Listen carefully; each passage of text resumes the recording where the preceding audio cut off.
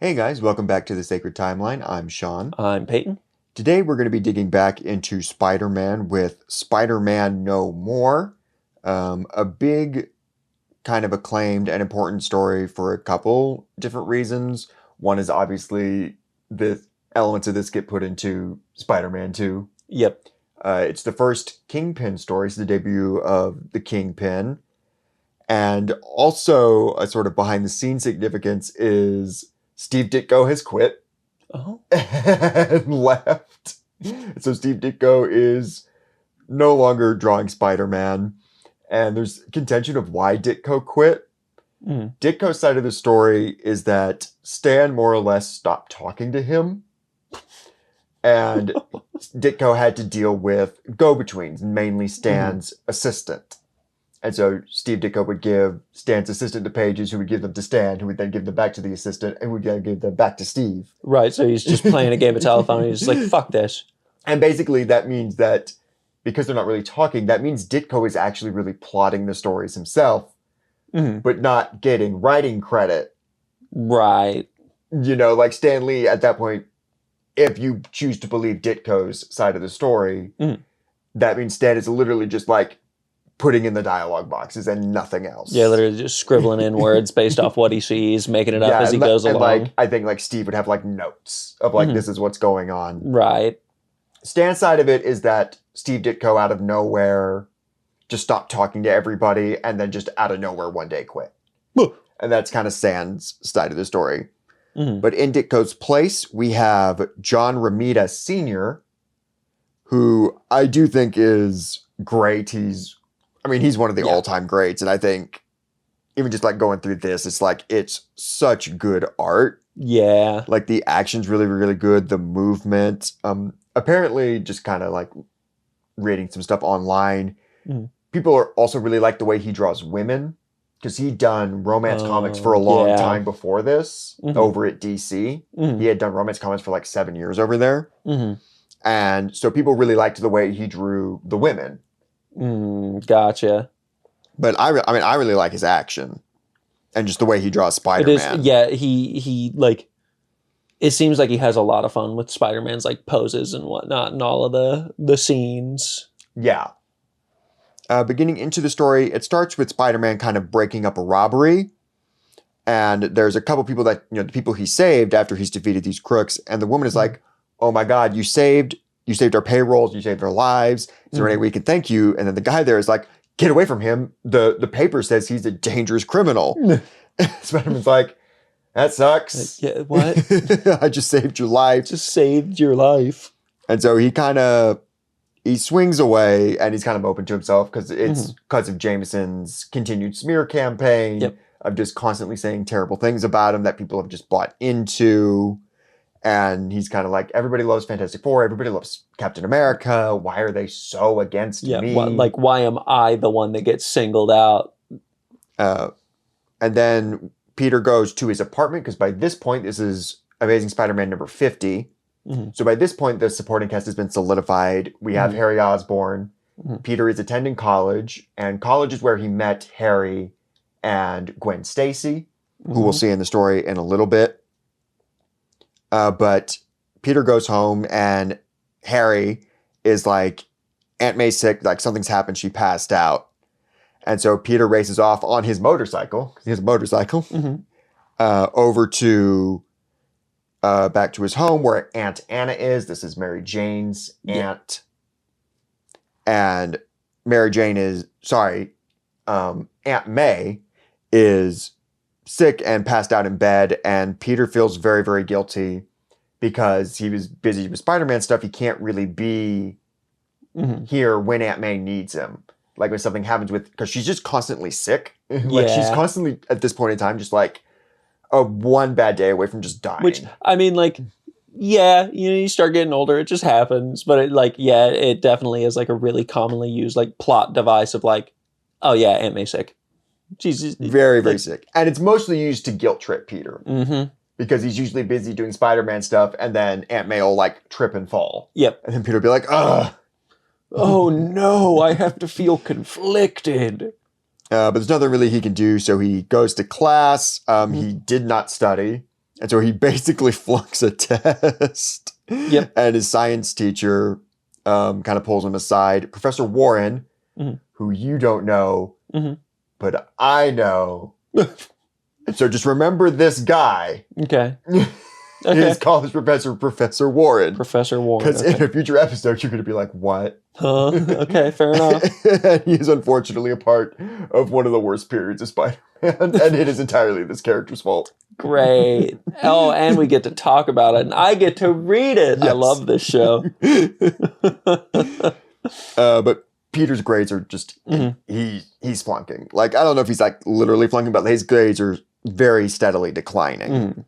After class, Gwen Stacy, who, like I said, like this is how they met. She and Harry were introduced around like issue 31, which is a funny thing because in like the modern day, I'd say probably the last 20 years or so, we've become obsessed with Peter Parker being a young high school kid. Yeah. He's out of high school so fast. Yeah. Like it takes like no time at all to like, let's have him go to college. Like most of the key Spider-Man things that happened when he's in college or a full grown-ass adult. Yeah. It's very strange. And like, just because college makes it a lot easier for him to do the things that he does. Yes. Whereas high school, it's like, he'd just never be there. Like, he would be truant literally always. Yeah. Like, he would, like, get kicked out of school. Well, and also, like, he'd be living, obviously he doesn't have parents, he has Aunt May, but, like, that's still, like, a parental figure he has to, like, dodge constantly. Yeah. And it's just easier for him to be this, like, kind of free college student who, like,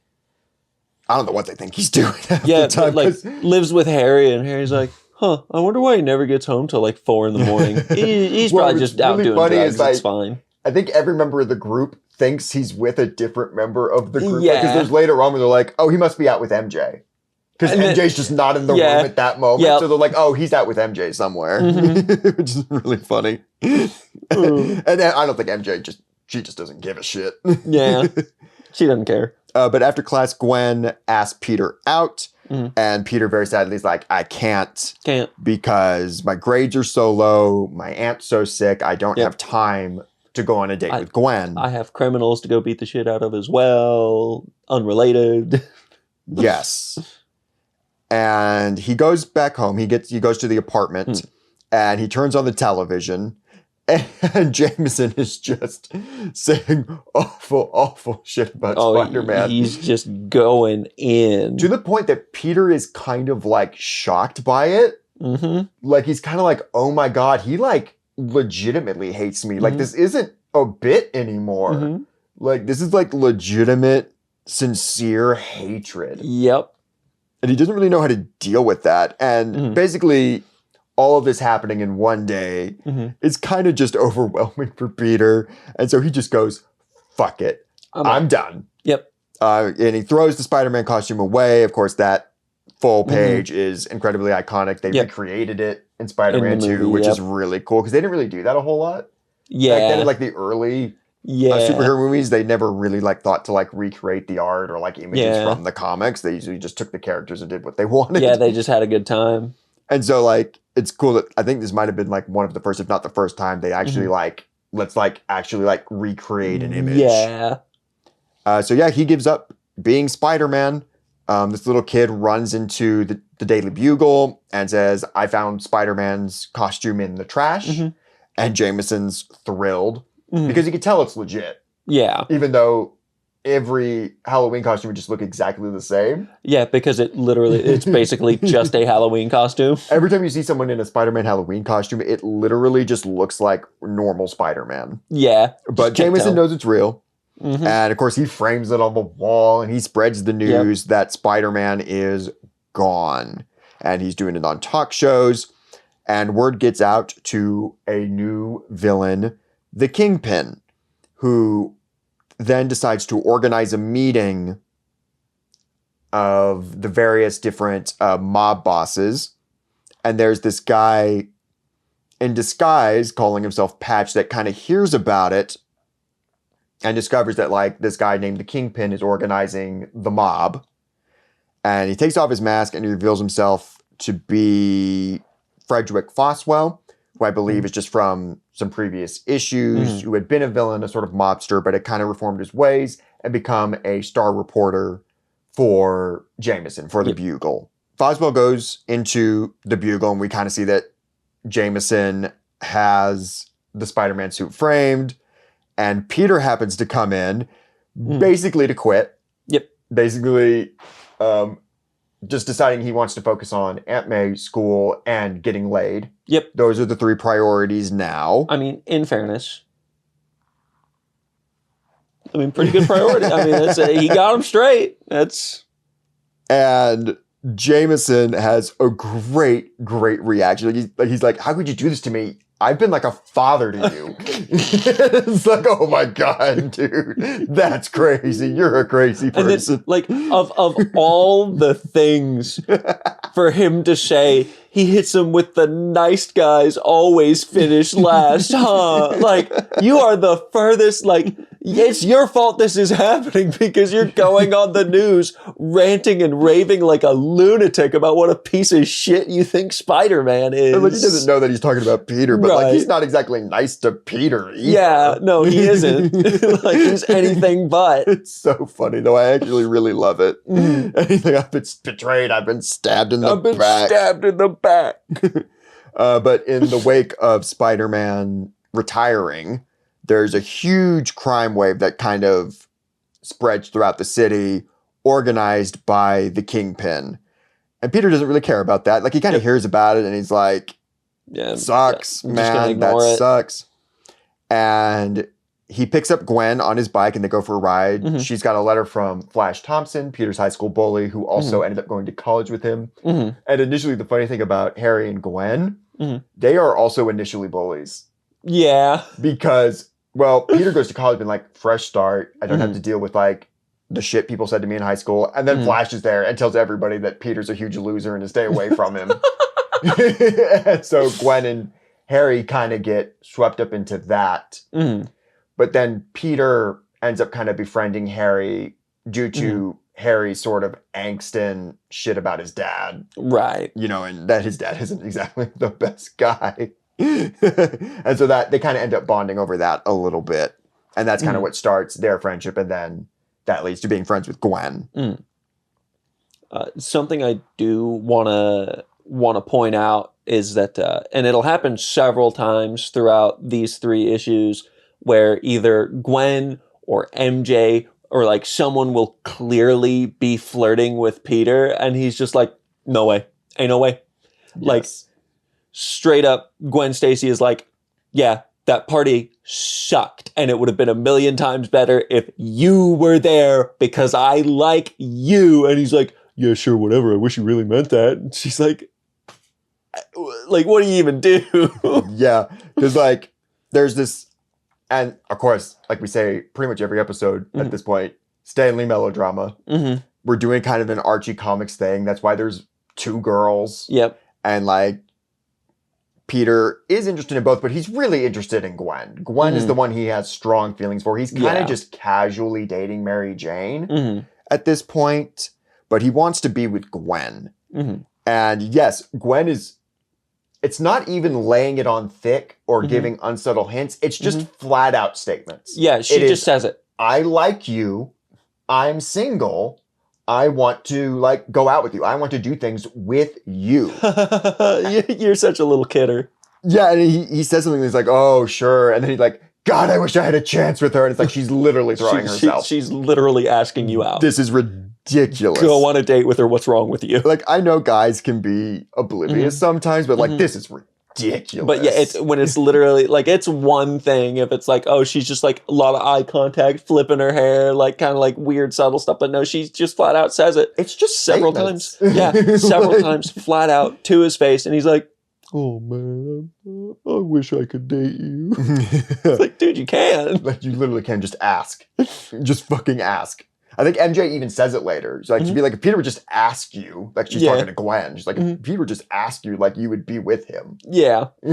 Like, it's ridiculous. Which is weird that both Gwen and Peter are both like dating other people, clearly. I mean, it's all just very casual. And again, it's kind of melodrama, romance comic. Like it's like, because it's not polygamy, it's just everybody's just kind of casually hanging out. Yeah. Like, MJ doesn't take any of this seriously. Yeah. She has no strong feelings for Peter. Yeah, no, that we know of her, that she just lets on. Like, she's just having a good out. time. Yeah, she's just hanging out. Yeah, but Peter goes home, and Aunt May is feeling a lot better. She's upright. Aunt Anna's there. Mary Jane is there. And Mary Jane started to be hinted at around issue 25. And mainly as kind of like a bit where, like, Aunt May wanted to set Peter up with, like, this neighbor girl. And, of course, sort of the bit being like, oh, sure, Aunt May wants to set me up with a girl. Okay. And then a few issues before this, she's revealed, and she's the most beautiful woman in the universe. Yep. Second only to Sue Storm, baby. Like, she is, like, a literal supermodel, and she knows it. And I think that's why people kind of very quickly were like Team Mary Jane, is because there's just such a confidence to her, and she's so comfortable in her own skin, and just so fun. And you see that kind of immediately here too. And she's kind of there. She's in very fashionable clothes. Well, fashion for the time. For the time, yeah. I was gonna say it's pretty gaudy nowadays. No, but it's super 60s. Yeah. But she kind of invites Peter out, and Peter kind of declines, sounding like, no, I'm going to hang out with Aunt May for a bit, and then I'm going to go home and study. But it's not like Gwen, where he's like being all angsty about it. It's like they're just kind of being cute and flirty. And again, it's no skin off Mary Jane's back. She's just like, okay. Whatever. Yes, whatever. I got shit to do. You got shit to do. It is what it is. Yeah, but Peter feels great. He goes home. He's studying, and he's like, his feet are kicked up. He's got a science, like, college textbook in his hands. He's like, this is the life. And I'm like, dude, what? It literally doesn't get any better than this. And like, he's fucking studying a college textbook. I'm like, come on, man. Really? This is not the life. But like, in his defense, compared to what it has been, like not having to worry about this, that, or the other, literally not being able to have a social life, like his grandmother like passing out and almost dying. Aunt, sorry. And him just not, like, Brain just said, she's old. Old lady. It's grandma. Ancient, decrepit, old corpse. Aunt May. That gets puppeted around. Yep. Weekend at Bernie's style. But anyways, but like his science Aunt teachers May. are turning into lizards and trying to kill him. So it's like, yeah, being able to lay down and just like study for a test would be pretty cool. Like I'd be pretty excited about it for sure. Professor Warren's really nice. It'd be a shame if he like did anything crazy to my life.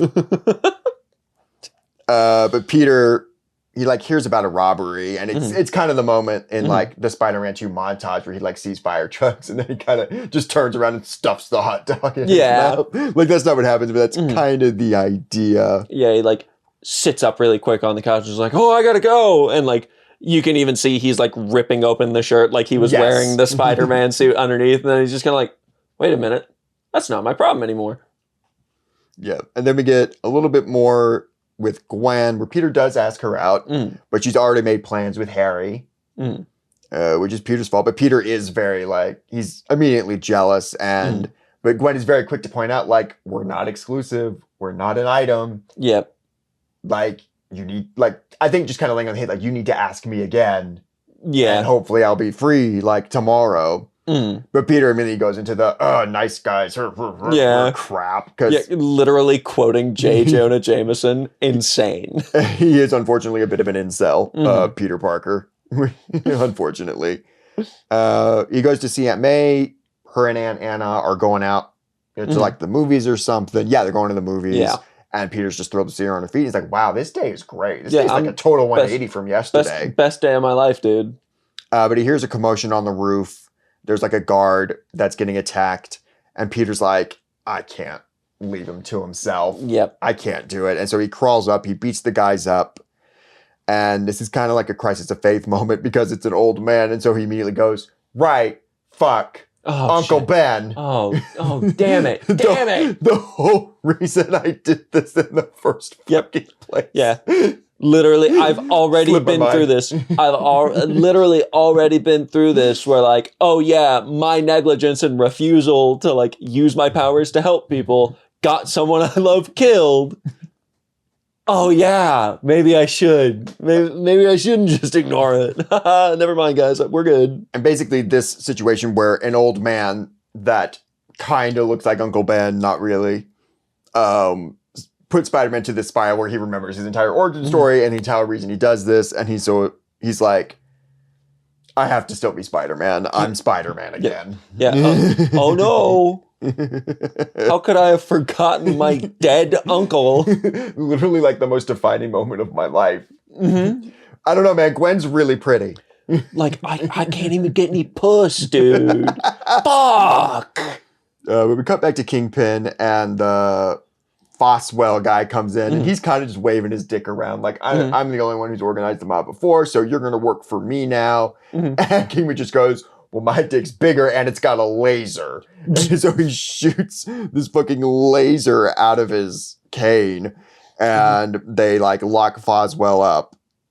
And we cut from that to pretty much how the issue ends, which is Peter sneaks into Jameson's office, puts the suit back on, seemingly waits for Jameson to show back up. Yeah, because his feet are kicked up on the desk. Yeah, like they're on the desk. He's literally just sitting there like, oh, hey, I'm back, by the way. And then he leaves. He says hi, chuckles. Yeah. Basically just to, like, announce his return to Jameson, and then he flies out the window, and that's the end of that issue.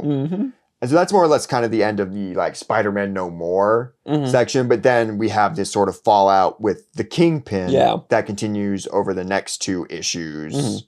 Because it's Spider-Man no longer being Spider-Man is what allows Kingpin to... Yes. It kind of gives him this confidence to be like, which is crazy when you think about it, because there's like 500 superheroes in this city. Why is Spider-Man specifically retiring the time that Kingpin goes, oh, I can make my move? Well, I don't even know by this point, because, like, later on, it's like, yeah, most superheroes are, like, higher level, you know what I mean? They're fighting, like, much bigger threats, supervillains, things like that. He's like, the only real person screwing around with petty crimes, like robberies and shit, is Spider-Man. And now that he's gone, it's just petty crime. But, like, at this point in the comics, most superheroes are still, like, definitely on the level Fantastic of, like, robberies are and dealing stuff. with pretty huge stuff. Yeah. Because that's what Jack Kirby wants to draw. But, like, fucking Daredevil's not dealing with that shit. Yeah, but luckily for Kingpin, Daredevil operates in a 2-block radius. Yeah, so Hell's just Kitchen. don't fuck with that. Yeah, just don't touch Hell's Kitchen and you're fine. And Daredevil's not going to bother with you. And look, the comics called Spider-Man, I'm okay with it being just Spider-Man and not everybody having to show up. Some people get bothered by that in, like, the movies. Sometimes it's just funny. Sometimes it is really just kind of funny to think about, like, oh yeah, there's like 100 more of these fucking people. Like, why is Spider-Man retiring the one that's like, now I have to make my move? Yeah, it's like, it's that being his motivation of, like, his opportunity to take over. I'm like, what is everybody else even doing? Man. Because it's like, and especially as we get a little bit deeper into this issue, like, the mob is starting to squeeze everybody. They're collecting protection money. They're robbing banks. They're robbing everything. Like, it is an absurd amount of crime that any superhero should be like, oh yeah, we ought to look into that at least a little bit. Yeah. But everybody's busy, I guess. Yeah. This is a busy week for everybody else. Yeah, the Avengers are off doing some shit. Loki's up to something. It's fine. But Kingpin is mad because the Daily Bugle is reporting that there is an underworld takeover. They don't know who it is, but they are putting this out there. And Kingpin's like, fuck Jameson, that stupid asshole. Yeah, like, at least wait until I'm done to start fucking writing about it. And Kingpin sends his guys out to do what you were saying, do the collections and start squeezing people. Spider-Man beats a couple of them up. Like a group. He beats a group of them up. A couple do manage to get away, and they kind of stun Spider-Man. Kingpin lets Foswell out because he sort of decided that Foswell is who he's going to use to get Jameson. Which I don't think ends up happening, actually. So no, the reason he lets Foswell out is more so like yeah, you kind of have a point. You are the only, like, one to have ever done something like this. So, like, I'm going to keep you on as an advisor kind of deal. which Foswell even says, Yeah. like, you'd have to be a fool to not take advantage of my expertise. And That's true. Kingpin's like, and Kingpin is no fool. But the two guys that escaped Spider-Man, they run in and they're really mad because they think Kingpin tricked them. Yeah. By telling them Spider-Man was gone, even though, like, do you guys not read the fucking paper? Yeah. Like, that wasn't Kingpin, that was Jameson. They're criminals, dude. You think they read the newspaper? They don't read. But they come in and they're threatening Kingpin. They're like, we're going to kick your ass. We're going to take over. And Kingpin just beats the ever-living shit about them. And this, of course, the purpose of this scene is to establish that he's not a fat guy. Yep. That is all entirely muscle. Yeah. This dude is a massive fucking brick house. He's a fucking unit. That does not fuck around. Yep. And once Kingpin beats the ever-living fuck out of that guy, Boswell's like, I'll do whatever you say. Whatever you want, man. Man. But honestly, the cane laser, that didn't scare me too bad. That fucking scared me. Yeah, that's what I really liked about this moment in the comic is the two guys are just like, oh, if you didn't have that stupid fucking cane laser, we would kick the shit out of you. And he was like, oh, I don't need it. Takes off his coat and just, bam, both of them smoked. Yeah, like you see this, like, because the guy goes for a punch and Kingpin just fucking catches it. And it looks like he like lifts him out of the air, man, and just throws him. Oh, it's brutal and it's awesome. It's so cool. And so we cut to the Daily Bugle and Jameson is there freaking out because Foswell is missing and that's his main crime reporter, but he's got all these rumors and all these reports of the mob. And Robbie Robertson is like, well, let's put Ned Leeds on it, who is kind of a supporting character here. And I think at this point dating Betty Brant. And James is also like, okay, well, I also need a photographer. Peter comes back. I don't know why. Yeah, it's because he needs money. It's the same he as that didn't need first money issue. Yesterday. Well, he was, it costs money to take Gwen out, man. Come on. Oh, but she'd never be interested in a loser like me. But Peter comes in and he's like, hey, can I have my job back? And Jameson's like, no. You betrayed me. You betrayed me. I hope you die. You stabbed me in the back, you dirty bastard. You actual whore. And Peter's like, okay, I guess you don't want these sick-ass fucking photos of Spider-Man. Jameson's like, hold on. Wait a minute. I do want those. Turns out I actually love you and you're my favorite person to ever walk the earth. And then like so funny. 10 seconds later, he's like, all right, now everybody get the fuck back to work. Why are we all just laying around here? Man. And it's like, Peter, he drives by like a restaurant or something, just a hangout spot. And Mary Jane is like, damn it, he drove by without looking in. I need a fucking ride. I don't want to hang out with you two. Because she's with fucking... I hate the both of you. Get me out of here. She doesn't say that. It just feels that was why she's so like, damn it, why didn't Peter stop and look in so I can get the fuck out? It's like, I was talking about it earlier, like, there are a couple moments where both Mary Jane and Gwen Stacy are very like catty to one another. Yes. It's like, good Lord. Mary Jane, she's kind of just like poking them. Like she's just having fun. Yeah. Like I don't think she's like means anything. I think she is just kind of poking the bear a bit. Yeah. You gotta see how they react. Because she like flat out says like, you're only here with Harry because Peter didn't ask first. Because Peter's a fucking moron. Because he's a pussy.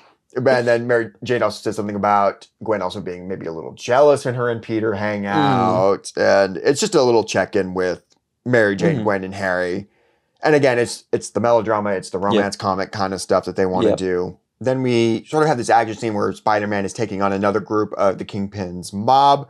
And they let off a grenade that literally destroys the building. And Spider-Man is like actively holding like the building up best he can. And like the guy, like, I don't know, is this a bank? What is this place? It's very hard to tell. It's very nice, but like a guy that works there is like clearly blaming him and like buying into Jameson's stuff and like blaming Spider-Man for this. And Spider-Man's like, I'm literally trying to save everybody. Can you not? I literally showed up as they were trying to squeeze you for money. What are we talking about? Peter does not manage to save the building, but everybody gets out, and he also manages to get a spider tracer on one of the goons. Meanwhile, Jameson is kidnapped Yep. and taken to the Kingpin.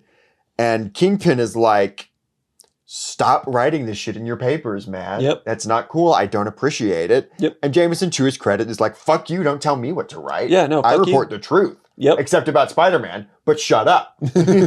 We're not talking about him right now. That's my truth. I don't care if it's very obviously factually incorrect. He's just like, I write nothing but the truth. My truth.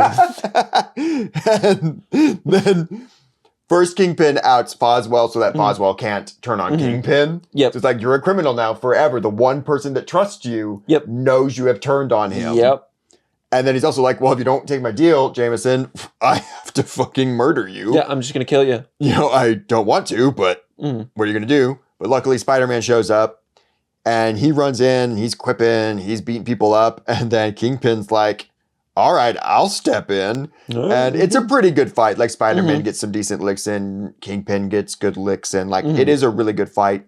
But Spider-Man kind of underestimates Kingpin's speed because he just sees this big, like, blob coming at him. Yep. And he's like, oh, this guy's slow as fuck. He doesn't realize that it's pure fucking muscle. And Kingpin is a lot faster than Spider-Man expects. And Kingpin is able to gas Spider-Man, knocking him unconscious. And that ends issue 51. And then going into issue 52, Spider-Man or Jameson are placed in this cellar, this weird, like well of a room that's kind of sealed off. They are bound by metal cuffs to this, like, just piece of metal in the middle of the floor. And they basically turn a faucet on and are going to fill this sort of well with water, drowning them both. And as Scott in Austin Powers always says, why don't you just shoot him? I'll go get my gun. Blam. Blam. You just don't get it. Do you, Scott? But no, we need an elaborate death trap. We do briefly cut to the Daily Bugle so that those characters can be, like, freaking out because where the fuck is everybody? But Spider-Man manages to, he breaks free, and he managed to cocoon him and Jameson in a webbing. Which the entire time Spider-Man's like making the cocoon, Jameson's just like, oh my god, he's actually lost it this time, dude. He's fucking gone crazy, dude. I'm gonna die. I thought he was bad before, and I really had no idea how truly crazy he was. He's a nutcase. And Kingpin's like, they should be dead by now, drain it. So they do, they drain the well. Which 30 seconds, fun fact, 3 minutes, how long you can go without oxygen. The room fills with water, and he's like, give it 30 seconds and then clean the bodies out. I'm sure they'll be dead. I think they had been in there for a while. Okay. Because, like, it has to fill. And they would have been submerged well for a little while. Fill. Yeah. And then it would take a little while to drain as well. Yeah. So, like, I do think it's plenty of time. Plenty of time. And he couldn't have known about the cocoon technique. Yeah, of course not. But they open the well and Spider-Man just leaps out and just starts kicking ass. And it's really, really cool. Like, I just love the poses, and like you said, and just the moves he's pulling are really, really fun. Like, there's never really a panel in any of these three where, like, Spider-Man looks boring. No. Like, he's never just standing there. He always has some sort of, like, pose or action, and it's really visually interesting. It's very, like, fluid and fast, and I think kind of engaging. And I love this one where he's just, like, bitch slapping a guy. Yeah. He just pimp slaps a guy away. I like that one where he's just, like, bopping that dude on the top of the head. Yeah, no, Spider-Man is, in fact, a menace. He is. But while he's fighting this guy, he's trying to get, like, Jameson, like, get the fuck out of here, man. Your life's in danger. Yeah, like, you see me fighting these guys. Why are you still here? Run by. He's kind of just in shock standing there. And so Spider-Man decides, oh, man, I'm going to regret this in the morning. And he goes, get the fuck out or I'm going to kick your ass next. Yep. And Jameson's like, oh my God, I knew it. You're mad. You're uncontrollable. I knew you were nuts. I knew you were nuts when you started making the cocoon. And Jameson runs off and just runs headsfirst into a pipe and knocks himself out like an idiot. So funny. And Spider-Man goes up to confront the Kingpin. Before we see their fight, we cut to the friends.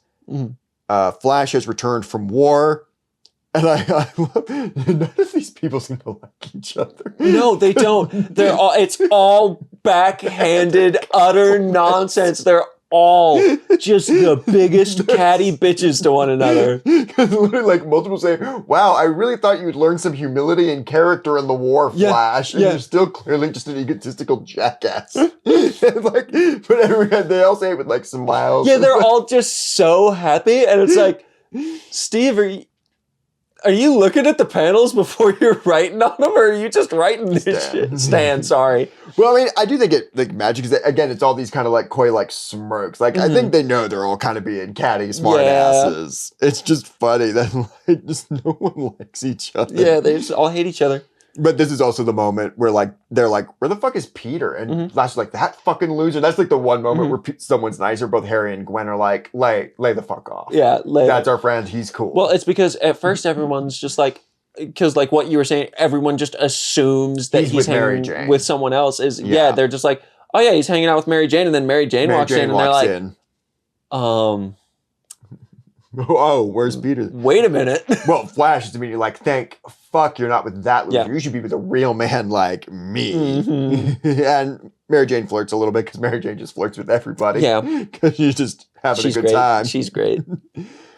But Kingpin and Spider-Man, they're fighting. Spider-Man, he webs up Kingpin's gas, so he can't do that. And Kingpin is just like, not holding back. He's slamming Spider-Man on the ground. He's throwing him around. And Foswell sort of uses this as an opportunity to get the fuck out of there. Yep, get the hell out of Dodge.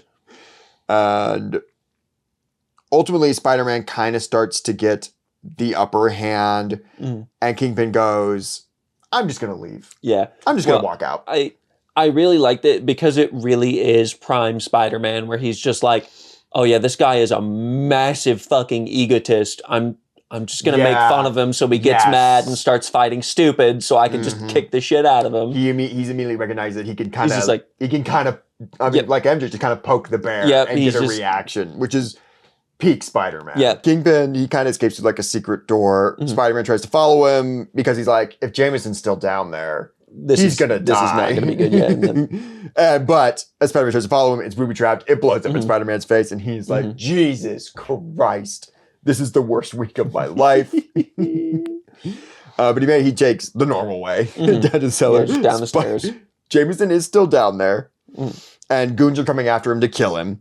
But Foswell is there to save him. That's why Foswell, he's like, I cannot let Jameson die. He's the one person that believes in me. Yep. And trying to save him, Foswell gets shot.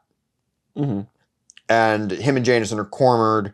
But Spider-Man is able to jump in and save him. But Foswell dies, and it's a very sort of like sad, somber moment.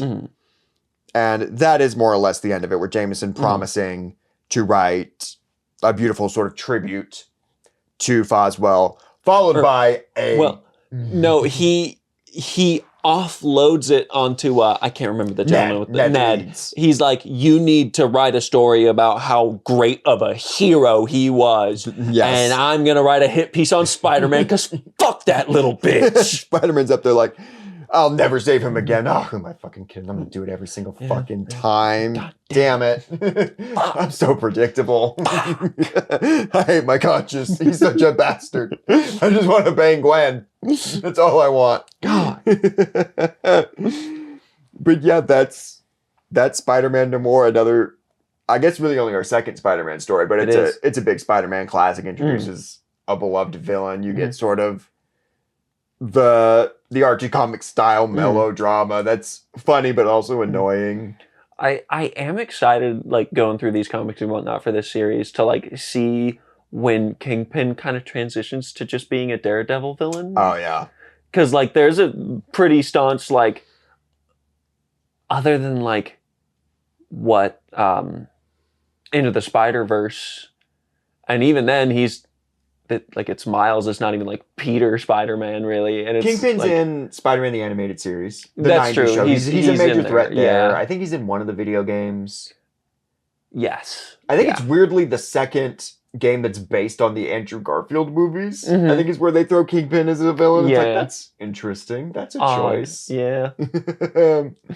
But no, there is a big major Daredevil Kingpin story in the 80s that we will, of course, talk about. Yeah. In 20 years. 20 years. It won't take that long, maybe. I mean, it took that long then, you know. That's true, but we're not doing it. Can you imagine if I made you do every single story that they ever published? Oh my God. I just have to, brother, you better hope these videos start doing numbers, because I just have to quit my job at that point and just read comics 24/7. Oh, yeah. But yeah, that'll cover it for this video. Thank you guys for watching, and we'll see you next time. Bye. See ya.